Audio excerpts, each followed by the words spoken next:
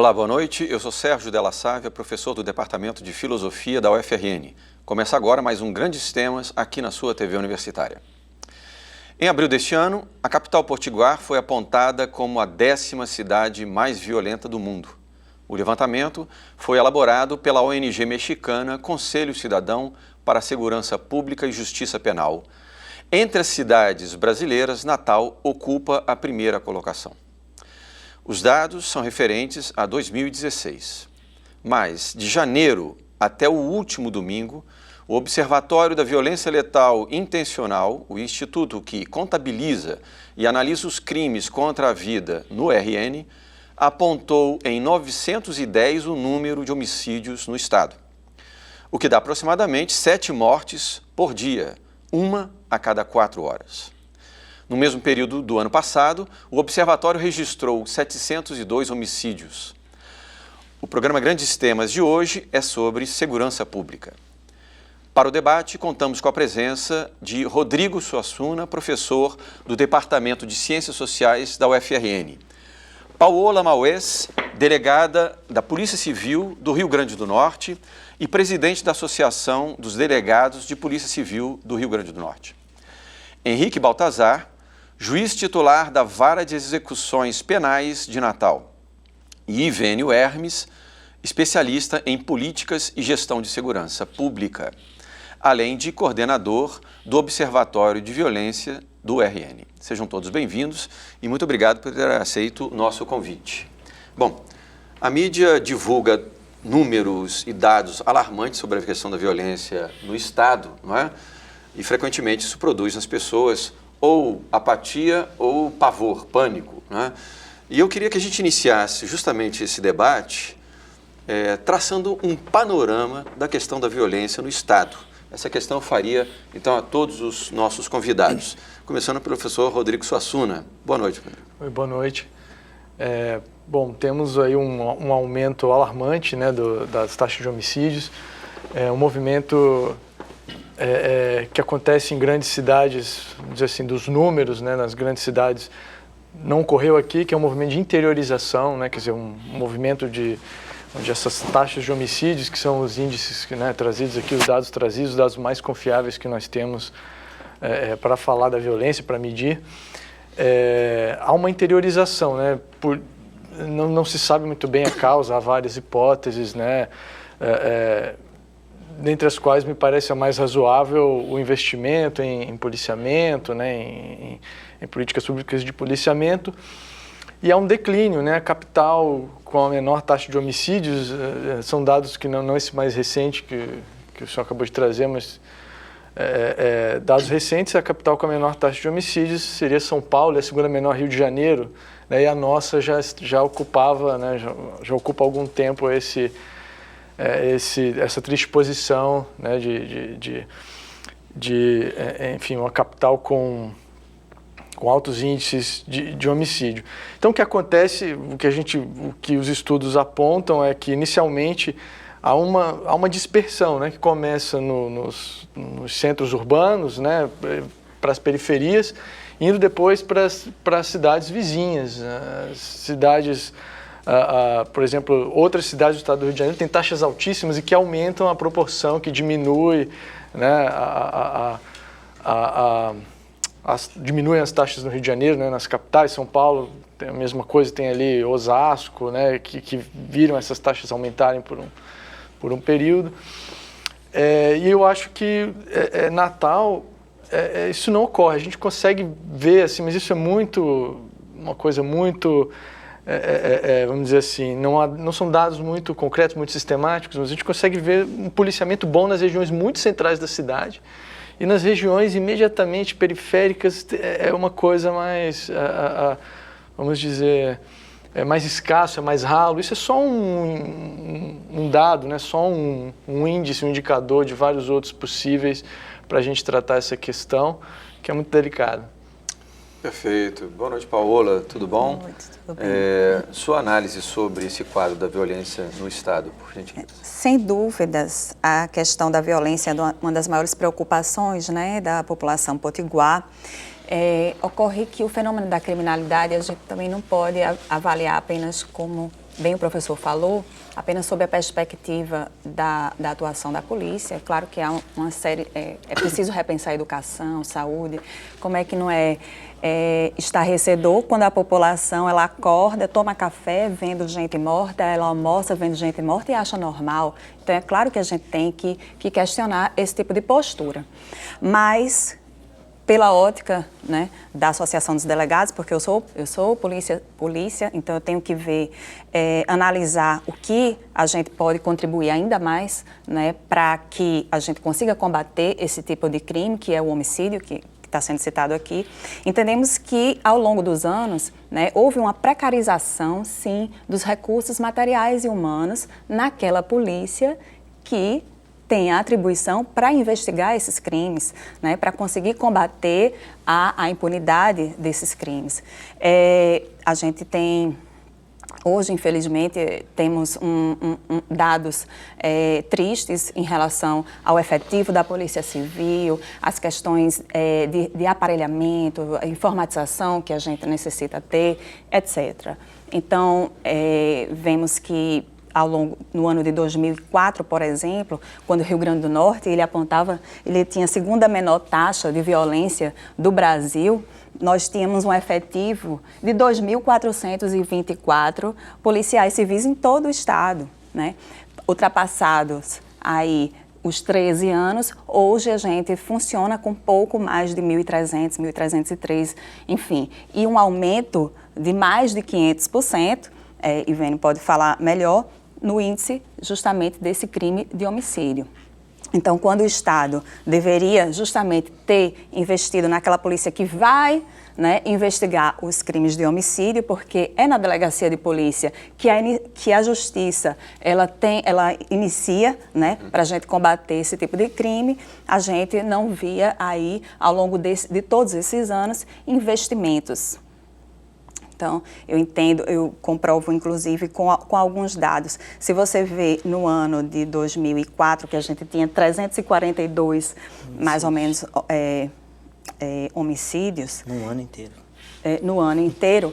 Hoje, a gente tem mais que o dobro disso em apenas 4 meses, né? No ano de 2014, quando tivemos cerca de 1.700, enfim, homicídios, a gente teve um investimento na Polícia Civil de 14.600, um investimento no ano todo.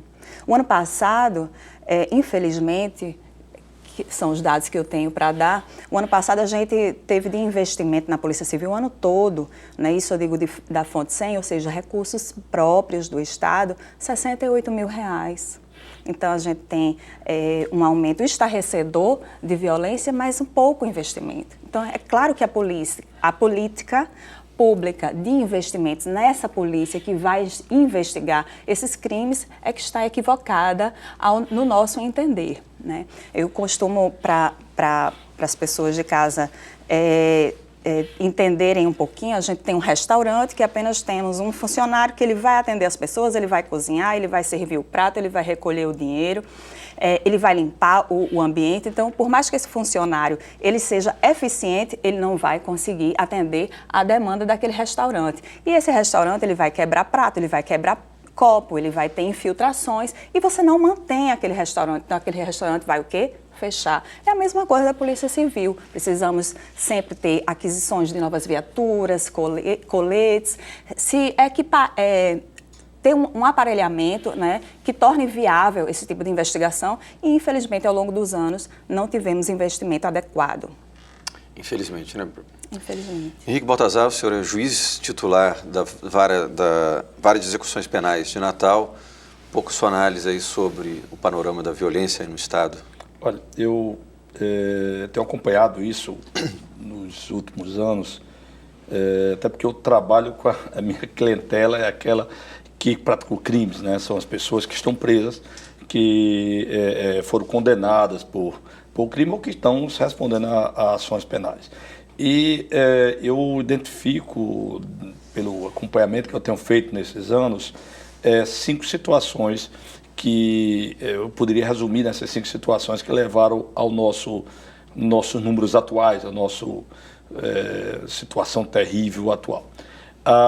eu diria, primeiro nós tivemos na verdade, efeitos perversos, né, de situações. A primeira foi daquilo que costuma chamar nos estudos policiais da teoria dos testículos despedaçados, ou seja, a polícia agiu, por exemplo, em São Paulo e alguns outros estados, com força e conseguiu, de uma certa forma, diminuir a criminalidade lá, e o criminoso lá fugiu para outro lugar. Migrou. Né? Migrou. E o Rio Grande do Norte foi um dos lugares que recebeu esse criminoso que estava sofrendo uma ação efetiva da polícia.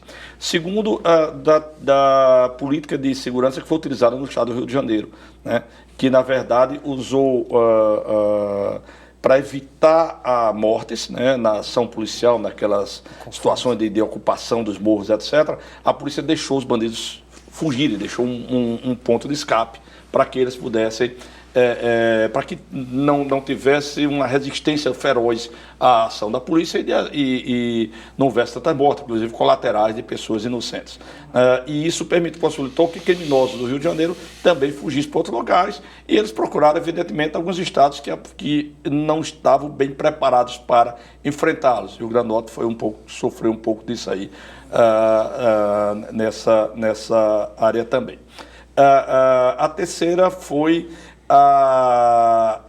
o fenômeno do crime organizado, das facções criminosas, né?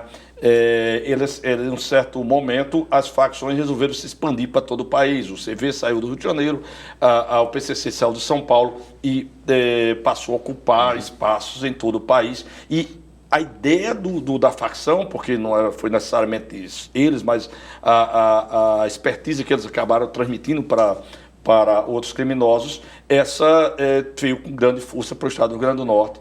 E aí o Rio Grande do Norte sofreu muito com esse avanço aí. O quarto efeito perverso foi a daquelas pessoas, e principalmente muita gente da área que trabalha com segurança pública, não necessariamente policiais ou agentes penitenciários, mas também eles e aqueles outros que têm ligação com o pessoal de segurança pública, que se decepcionou com a falta de reação do Estado frente ao crime, e alguns resolveram assumir a justiça privada, a justiça por suas próprias mãos. E aí, uma parte dos crimes também desse homicídio decorre desse pessoal. Né? E, finalmente, o quinto é isso que a doutora Paula trouxe aí, é a falta de aplicação de recursos para a segurança pública, que possibilitou todos esses efeitos perversos que eu já coloquei antes. Né? Se o Estado não se preparou, se o Estado não procurou enfrentar o crime, o Estado não procurou, por exemplo, na área do sistema penitenciário, ter prisões para prender, né? Eu sempre costumo dizer que o principal objetivo da prisão, não confundir com o objetivo da execução penal, mas da prisão em si é prender, né? Manter o sujeito preso, ele não poder sair de lá. E no Rio Grande do Norte nós temos números alarmantes também de fugas nos presídios. E o Estado do Rio Grande do Norte não se preparou para isso, para manter presos. Né? E aí esse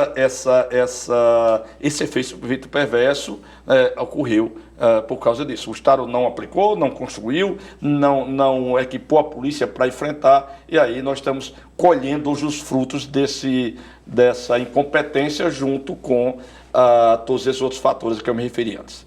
Perfeito. Daqui a pouco a gente vai explorar um pouco mais quando chegamos. Mas, Paola, pode complementar. Só pegando o gancho que o doutor Henrique falou, e a situação ainda chega a ser mais caótica, doutor, em relação aos adolescentes, não é verdade?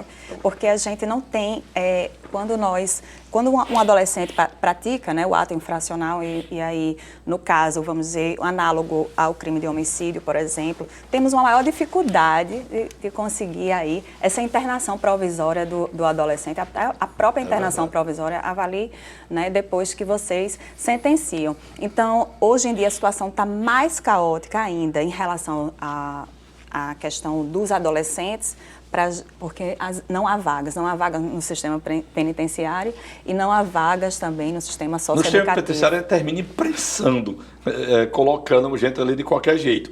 No sistema socioeducativo não tem como, não pode fazer isso. Não é eficaz ou não tem estrutura? Não tem lugar para colocar e lá há um controle maior sobre o espaço, sobre o número de vagas. Então, simplesmente a polícia apreende um adolescente que praticou uma conduta grave, um ato infracional grave, e simplesmente tem que soltar, o juiz tem que colocar em liberdade porque não tem onde recolher. A sensação de impunidade é maior. É bem maior. Ivene, você, à frente aí do Observatório de Violência no RN, você tem acompanhado, não é, com bastante proximidade esse avanço, né, estatístico da violência no Estado. O que você vê aí como apontando as raízes desse quadro de violência aí crescente? Eu gostaria de tecer um comentário bem amplo acerca do que cada um falou, porque todos vão trabalhar com os dados da violência, da criminalidade. São Paulo, Rio de Janeiro, por exemplo, eles tiveram um método de reduzir a violência lá, mudando os indicadores. Então, assim, enquanto aqui no Rio Grande do Norte nós trabalhamos com toda a morte causada pela ação de outro ser humano, no Rio de Janeiro se trabalha apenas homicídio e lesão corporal seguida de morte. Em São Paulo se trabalha homicídio, lesão corporal seguida de morte, mas lá não se trabalha a violência policial, tá? E não se trabalha também números de vítimas, trabalha eventos criminosos. Então, se eu tiver assim, um assassinato em massa, se a gente tiver 7 homicídios, ele vai contar como um evento. Naquele dia, é um caso único, então ele vai contar um evento. Então, assim, é fácil reduzir números, né, acaba sendo dessa forma. Mascaramento das realidades. Com certeza.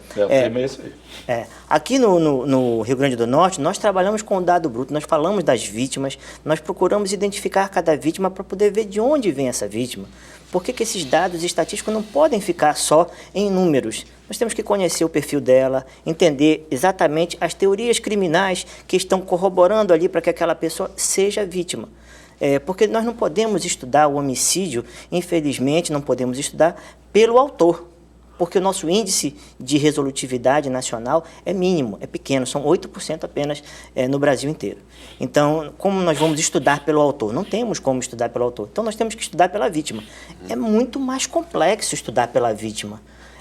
Paulo, Henrique Baltazar e Rodrigo sabem que estudar pela vítima, você mesmo, a gente tem que tecer uma série de hipóteses para poder argumentar cientificamente de onde esta criminalidade está surgindo. Perfeito. Mas é claro que alguns dados vão nos apontar certos liames estabelecidos com criminalidade e com outros veios dos problemas sociais que temos hoje em dia.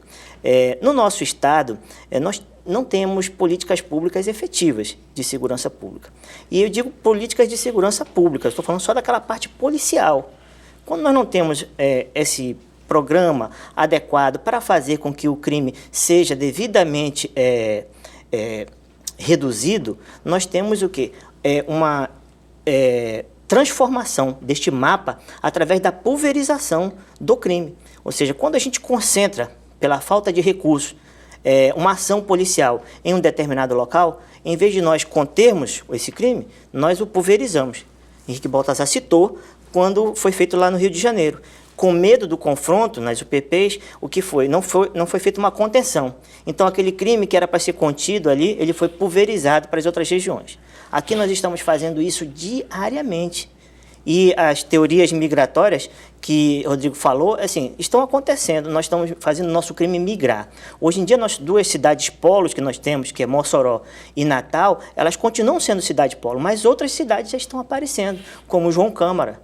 Outras cidades como Caicó está aparecendo, Currais Novos está aparecendo como uma cidade polo atrativo da violência. Isso tudo porque quando a gente trabalha em políticas de segurança pública só numa área, só numa causa, sem olhar o que está acontecendo, só na consequência, sem ver a causa, o nascedouro daquele crime, a gente vai fazer com que se pulverize e se migre. Haja vista que nós já sofremos de uma outra forma a teoria da migração criminal. Por que sofremos? Porque como não temos investimentos adequados no nosso estado, os grupos organizados ou quase organizados dos outros estados migraram para cá. Porque o que é mais fácil? Agir onde tem pouca evidência de políticas de segurança pública. acontece isso no nosso estado.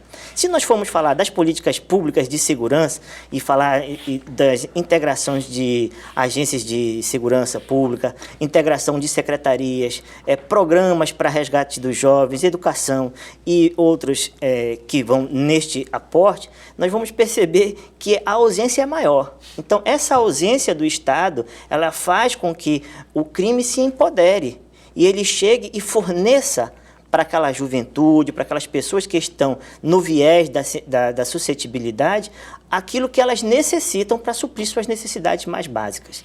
E aí, na ausência do Estado, ela vai ser apadrinhada por um criminoso.